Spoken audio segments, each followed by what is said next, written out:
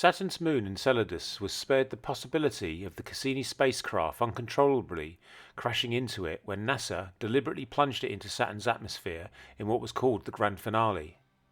This act was crucial as Enceladus, earlier in the Cassini mission, had sparked immense scientific interest with a series of discoveries that fundamentally changed scientists' perception of this small moon. The perception changed from an insignificant icy moon to one of the most promising candidates for extraterrestrial life within our solar system. So what discoveries led to this perception change, and what scientific pointers do we have indicating there may be life there? On its first flyby of Enceladus in 2005, the Cassini magnetometer discovered an anomaly in the magnetic field of Saturn at the south pole of Enceladus. Scientists speculated this was caused by an atmosphere, but needed to get closer to the small moon to determine what was causing this magnetic anomaly. Doing so revealed something they hadn't expected. Geyser-like jets of water vapour and ice particles were spewing from its south pole. The source of these vast geysers, which are now called tiger stripes, were long, linear fractures on the moon's south pole. Gravitational interactions between Enceladus and Saturn, as well as its neighbouring moons, are thought to cause these fractures on the icy crust, creating pathways for a subsurface ocean to release its contents into space. Until now, scientists had no idea this was happening, and it marked the first time such activity had been observed on a celestial body other than Earth. In addition, the presence of the plumes hinted to NASA scientists the existence of an underground ocean, raising questions about its origin and possibilities for potential life. Modifications were made to Cassini as the mission progressed, so that it could conduct a series of ever closer flybys, the closest being 16 miles above the moon's surface, allowing Cassini to dive directly through the plumes to gather data, the results of which didn't disappoint. Saltwater vapour was found to be in the plumes, confirming the subsurface ocean, along with significant amounts of molecular hydrogen. Molecular hydrogen is generated here on Earth around the environments of hydrothermal vents. Scientists with this new evidence were starting to build up a profile of what may be going on in the subsurface ocean below the moon's icy surface. So what evidence do we have to support the theory there may be life below the icy surface of Enceladus?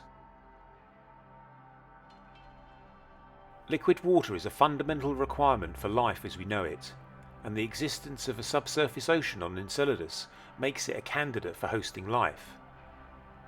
The detection of molecular hydrogen and silica in the plumes of Enceladus suggests that the water is interacting with the moon's rocky core at high temperatures in a way similar to the vents here on Earth, where unique ecosystems teem with life in harsh environments away from any light at the bottom of the oceans.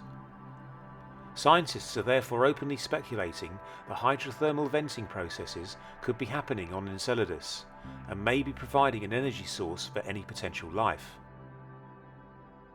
The plumes of Enceladus have also been found to contain a diverse mix of organic compounds, volatile gases, and dissolved salts.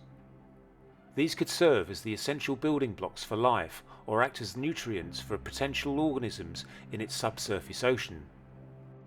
The organic compounds found on Enceladus are capable of chemically reacting to produce amino acids, which are the building blocks of proteins that are crucial for life on Earth, and the same could be happening on Enceladus. Carbon, hydrogen, oxygen, nitrogen, sulfur, calcium, sodium, magnesium, and phosphorus are critical for the functioning and survival of all living organisms, but until now the least abundant element, phosphorus, had remained undetected. This element plays a fundamental role in vital aspects of life, as it serves as a crucial building block for DNA and constitutes a fundamental part of energy-carrying molecules. In essence, life as we know it wouldn't be possible without phosphorus, and in June 2023, scientists announced they had found it within the plumes of Enceladus. Based on these findings, evidence is building up and pointing toward an ocean that potentially has life within it.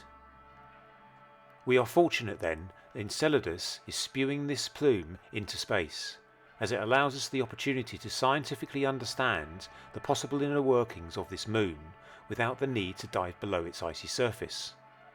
As such, the James Webb Telescope can analyse the content of the plumes from afar and fill the hole left by Cassini. So I'll leave you with the first significant discovery that the James Webb Telescope has made. Enceladus, a moon with a diameter of 313 miles that takes 1.37 Earth days to orbit Saturn, has a plume that extends 6,000 miles above its surface, which is the most extensive spray of water we have ever seen in space. I've been the Cosmic Skipper, and thank you for watching. If you've enjoyed the video, please consider liking and subscribing for more space-related content.